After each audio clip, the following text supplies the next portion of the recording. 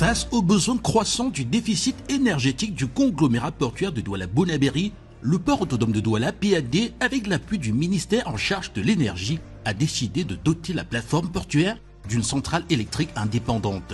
Après 5 années de gestation, un opérateur privé a enfin été sélectionné pour la réalisation de cet autre projet structurant.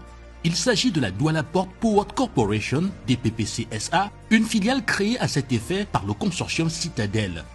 Le groupe a bravé toutes les étapes de l'appel d'offres international lancé en 2023 et s'est hissé en tête avec une enveloppe globale de 628 milliards de francs CFA.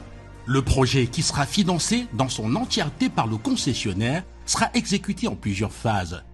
La première, qui marque le démarrage, verra la réalisation d'une centrale électrique au gaz naturel liquéfié GNL de 102 MW pour un coût estimé à 257 milliards de francs CFA, ainsi qu'un gazoduc de 150 km pour l'approvisionnement en gaz depuis la ville de Kribi, évalué à 141 milliards de francs CFA.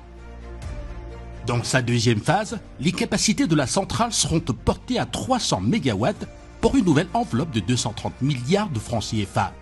L'entreprise devra mobiliser un apport initial exigible avant le lancement des travaux de 10% de la somme globale.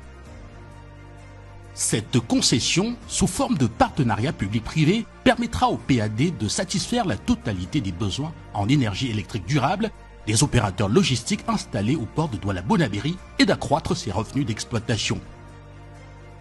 Dans cette nouvelle activité, le PAD percevra 2 milliards de francs CFA pour le ticket d'entrée, une redevance fixe annuelle de 63 600 000 francs CFA, ainsi qu'une redevance variable équivalente à 7% du chiffre d'affaires, soit un total projeté de 299 milliards 811 456 000 francs CFA sur la durée d'exploitation de 25 ans.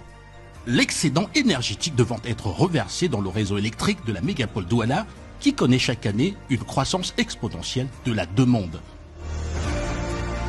Depuis la signature de la convention le 12 septembre 2025, la société dispose de 360 jours pour enregistrer la convention au fisc, apporter la preuve de la disponibilité des fonds propres fixés à 10% du coût d'investissement du projet. Elle devra aussi, avant échéance de ce délai, réaliser et faire valider les études détaillées du projet et apporter également la preuve du bouclage financier avec les banques partenaires, faute de quoi la concession pourrait être résiliée. En 2020, le ministre en charge de l'énergie avait déjà recommandé au PAD la société Carpower International, DMCC, dans le cadre de l'autonomisation du secteur énergétique du port de Douala-Bonabéry. Au bout de 2 années de discussion et la signature d'un term sheet exprimant l'intention des parties de collaborer en vue de la tenue de négociations, les échanges avec Carpower International seront interrompus faute d'entente sur le mécanisme opérationnel. Une nouvelle manifestation d'intérêt pour ce projet de la société AXA Énergie n'avait non plus abouti. Le PAD va lancer un nouvel appel d'offres international dans l'optique de susciter l'intérêt du maximum d'investisseurs privés pouvant conduire cet ambitieux projet. 5 soumissionnaires vont déposer des offres technico-financières ouvertes le 3 septembre 2024 par un comité de pilotage commis à cet effet. Compte tenu de la complexité du projet et sa sensibilité, un dialogue compétitif va être organisé afin de départager les 2 derniers candidats retenus. C'est ainsi que l'offre améliorée soumise par le groupe La Citadel a été jugée plus pertinente. Après avis favorable du comité consultatif d'orientation du port autonome de Douala, le CCO-PAD, le projet lui sera confié le 8 juillet 2025, ouvrant la voie à la négociation contractuelle.